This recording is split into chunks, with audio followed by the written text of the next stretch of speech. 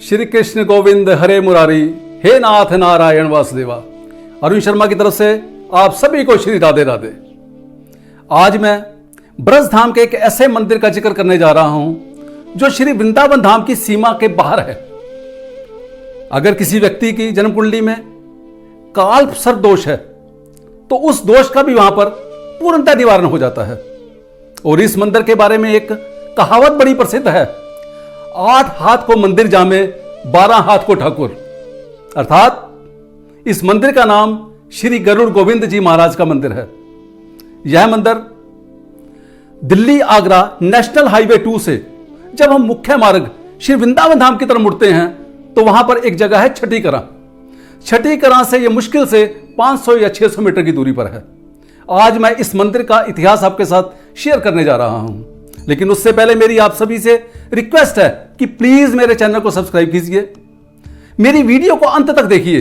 यदि आपको मेरी वीडियो पसंद आती है तो प्लीज इसको लाइक कीजिए, शेयर कीजिए और कमेंट्स बॉक्स में जय श्री कृष्णा जय श्री राधे जरूर लिखिए। एक बार गरुड़ जी, जो कि भगवान विष्णु जी के वाहन हैं, उन्होंने देव ऋषि नारद जी से कहा कि देव ऋषि नारद जी, मैंने सुना है कि मेरे स्वामी अर्थात विष्णु भगवान जी आजकल श्री वृंदावन धाम में हैं और मैं उनके दर्शन करना चाहता हूं, लेकिन मेरा वृंदावन धाम के अंदर प्रवेश वर्जित है। मैं उनके दर्शन कैसे करूं? मुझे इसका कोई उपाय बताइए। मैं यहां एक चीज आपको बताना चाहता हूं कि काफी समय पहले जो गरुड़ जी हैं वो श्री वृंदावन धाम के अंदर जाया करते थे। वहां यमुना जी में से जो मछलियां हैं, सांप हैं, उनको पकड़कर उनका भक्षण किया करते थे। जो सोबरी ऋषि जी हैं वहां पर तप किया करते थे।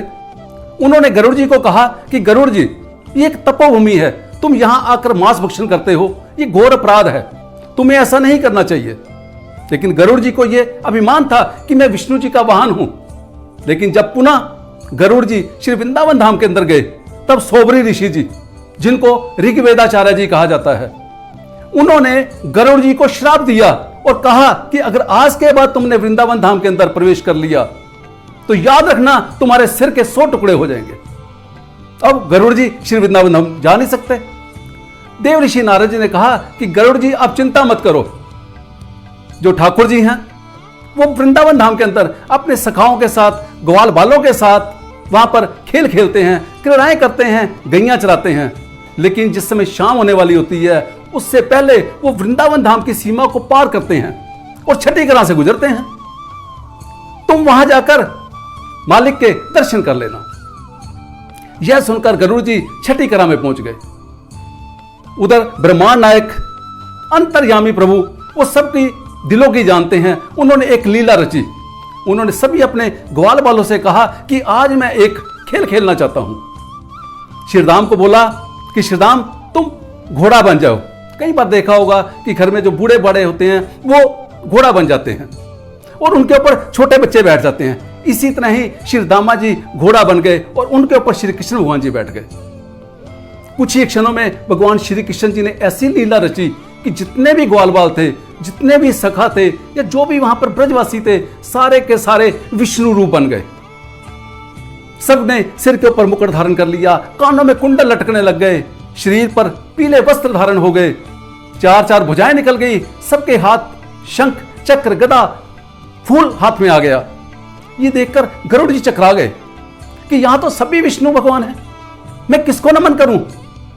मैं यहां एक बात बताना चाहता हूं, जो भगवान श्री कृष्ण हैं वो इस समय जो ब्रजवासी थे उनको ब्रह्म तत्व का संदेश देना चाहते थे।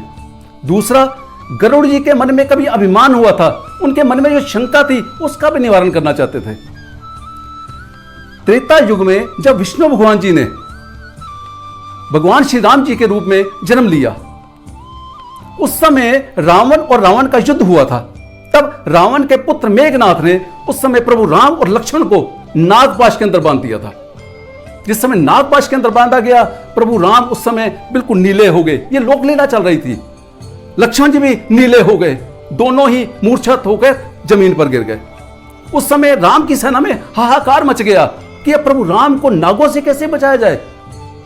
तब गरुड़ जी को बुलाया गया। गरुड़ जी जिस समय पहुंचे उन्होंने देखा कि जो प्रभु राम है वो जमीन पर पड़े हुए हैं, मूर्छित अवस्था में पड़े हुए हैं। उनको प्रभु राम की प्रभुता पर शक आ गया और गरुड़ जी को देखकर जो नागों ने भगवान राम को पकड़ रखा था वो नाग वहां से चले गए। तब गरुड़ जी को यह अभिमान हो गया कि ये नाग हैं, ये मुझे देखकर यहां से चले गए हैं। वैसे उसके बाद जो काकभुशुंडी जी हैं उन्होंने गरुड़ जी की शंका का निरावरण कर दिया था, जैसा कि रामचरितमानस के अंदर लिखित है। प्रभु श्री कृष्ण जी ने वही लीला वहां रची। उनका जो शंका थी उसको दूर करने के लिए सभी के सब ब्रजवासी उस समय विष्णु रूप हो गए। गरुड़ जी ने हाथ जोड़े और प्रार्थना की कि हे प्रभु, मैं इस समय आपको पहचानने में असमर्थ हूं, मेरे पर दया दृष्टि करो। प्रभु आप अंतर्यामी हो, आप मालिक हो। प्रभु मैं तो आपका सेवक हूं, आप मेरे स्वामी हैं, आप पूर्ण ब्रह्म हैं, मैं तो ब्रह्म जीव हूं, मेरे पर कृपा करो। मेरी इच्छा है प्रभु कि आप मुझे वही द्वादश भुजाओं वाला स्वरूप दिखाइए। अब द्वादश भुजाओं वाला स्वरूप या तो गरुड़ जी जानते थे या विष्णु भगवान जानते थे। एक समय द्वादश आदित्य जो कि 12 सूर्य हैं, 12 राशियों के 12 सूर्य सभी मिलकर भेंट लेकर भगवान विष्णु जी के पास गए। भगवान विष्णु जी ने सोचा कि अगर मैंने पहले भेंट किसी से स्वीकार कर ली तो वो सोचेगा कि मेरी भेंट क्यों नहीं स्वीकार की। इसलिए भगवान विष्णु जी ने अपने शरीर में से उस समय 12 भुजाएं प्रकट की और 12 राशियों के 12 सूर्यों से एक साथ भेंट स्वीकार की। अब वो जो स्वरूप है या तो गरुड़ जी जानते थे या भगवान विष्णु जी जानते थे। जब गरुड़ जी ने हाथ जोड़कर विनम्र होकर प्रार्थना की, तब भगवान विष्णु जी ने वही 12 भुजाएं, वही मेरे गोविंद जी ने 12 भुजाएं विष्णु रूप में गरुड़ जी को दिखाई। जिस समय ये 12 भुजाएं दिखाई तब गरुड़ जी ने जाकर उनको नमन किया और गरुड़ जी ने कहा कि प्रभु अब आप मेरी सवारी कीजिए। अब गरुड़ जी पर भगवान विष्णु जी यानी कि कृष्ण रूपी भगवान विष्णु जी उस गरुड़ जी पर सवार हो गए। जब भगवान विष्णु जी विराजमान होंगे तो वहां पर लक्ष्मी जी का आना स्वाभाविक है। मैं यहां एक बात बता देना चाहता हूं कि लक्ष्मी जी का श्री वृंदावन धाम के अंदर प्रवेश वर्जित है, क्योंकि लक्ष्मी चंचला है। या तो लक्ष्मी जी गरुड़ गोविंद जी के मंदिर में आपको दर्शन होंगे या वृंदावन की जो दूसरी सीमा है बेलवन, जहां पर आज भी मां लक्ष्मी जी तपस्या कर रही हैं श्री वृंदावन धाम के रास मंडल में प्रवेश करने के लिए, या वहां दर्शन होंगे। और वो जो स्वरूप था वो देखने वाला था। यही स्वरूप की लीला जब गर्गाचार्य जी ने भगवान श्री कृष्ण जी के परपोत्र वज्रनाभ जी, मैं पहले भी जिक्र कर चुका हूं कि भगवान श्री कृष्ण जी के पुत्र हुए हैं प्रद्युम्न, प्रद्युम्न जी के अनिरुद्ध और अनिरुद्ध जी के वज्रनाभ जी। जब वज्रनाभ जी ने यह लीला सुनी तो वो इतने प्रसन्न हुए, उन्होंने उस पूरी लीला का अध्ययन किया, आत्मचिंतन किया और उस विग्रह को उन्होंने खुद बनाया। जो वज्रनाभ जी हैं वैसे उन्होंने ब्रजधाम के अंदर 4 देवों के विग्रहों को प्रकट किया है। एक गरुड़ गोविंद देव जी जिनका मैं वर्णन इस समय कर रहा हूं, दूसरे केशव देव जी महाराज जो कि मथुरा के अंदर विराजमान है कृष्ण जन्मों के साथ, तीसरे हरदेव जी जो कि गिरिराज जी की जो परिक्रमा है वहां पर मानसी गंगा के साथ में है, और चौथे जो हैं वो बलदेव जी दाऊ जी में। वज्रनाभ जी ने जब श्री गरुड़ गोविंद जी महाराज के इस विग्रह को बनाया तब उन्होंने वहां पर उसको स्थापित कर दिया। लेकिन कलिकाल के प्रभाव के कारण यह विग्रह लुप्त हो गया। जनश्रुतियों के अनुसार एक यहां संत हुए हैं आत्माराम जी। एक बार उनको प्रभु ने रात को स्वप्न में दर्शन दिया और कहा कि जहां पर आप तप करते हो उसी कुंड में मैं दबा हुआ हूं, मुझे वहां से निकालिए। तब उन्होंने उस गहरे कुंड को खोदा और वहां से उस विग्रह को निकाला और जो आज छठी कला के अंदर विराजमान है। भक्तों, जिस समय हम जाते हैं इस विग्रह के दर्शन करने के लिए तो उनका जो श्रृंगार हुआ होता है वो हमें पूर्ण रूप से दर्शन नहीं होते, क्योंकि सिर्फ गरुड़ जी के यहां पर दर्शन होते हैं, वो भी मुख्य।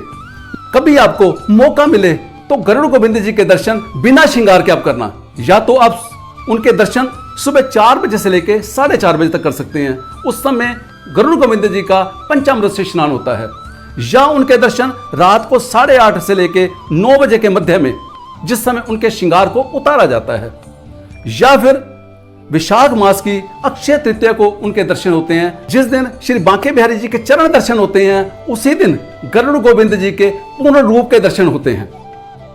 ये दर्शन बड़े अद्भुत अकल्पनीय हैं। जब इनको आप पूर्ण रूप से दर्शन करोगे तो आप देखोगे कि ये गरुड़ जी पर सवार हैं, जैसे घोड़े पर सवार होता है ऐसे ही गरुड़ जी पर सवार हैं। इनकी 12 भुजाएं हैं और इनका जो राइट पांव है, मजे वाली बात है, इनका जो राइट पांव है उनकी तरफ मां रुक्मिणी जी विराजमान हैं और जो दायां पांव है वहां पर सत्यभामा जी विराजमान है। यह एक बड़े गूढ़ रहस्य की बात है। अगर श्री राधा रानी जी ने और बिहारी जी ने चाहा तो मैं इसके ऊपर अलग से एक वीडियो बनाकर रिलीज करूंगा। अगर किसी व्यक्ति की जन्म कुंडली में काल सर्वदोष है तो यहां पर उसका पूर्ण निवारण होता है। यहां पर पूजा की जाती है, एक प्राचीन शिवलिंग है, उनका रुद्राभिषेक किया जाता है और फिर उस व्यक्ति को जिस कुंड में से यह विग्रह निकला था उस कुंड के जल से उसको स्नान कराया जाता है, तो उसका जो काल सर्वदोष है उसका पूर्णतः निवारण हो जाता है।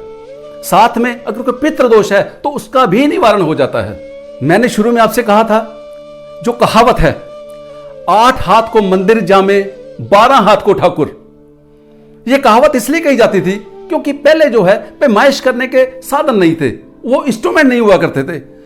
जिस समय मंदिर वगैरह बनाए जाते थे उस समय हाथों से उनकी लंबाई या चौड़ाई नापी जाती थी। जैसे 8 हाथ को ठाकुर, यानी कि 8 हाथ उस मंदिर की लंबाई और चौड़ाई है और ठाकुर जी उसमें 12 भुजाओं के साथ विराजमान है। मेरी गरुड़ गोविंद महाराज से प्रार्थना है कि उनकी आप सभी पर कृपा बनी रहे, आपका जीवन आनंद में मंगल में रहे। जय श्री राधे, जय श्री कृष्णा। अगर मेरी वीडियो आपको पसंद आई है तो प्लीज इसको लाइक कीजिए, शेयर कीजिए और कमेंट्स बॉक्स में जय श्री कृष्णा, जय श्री राधे जरूर लिखिए।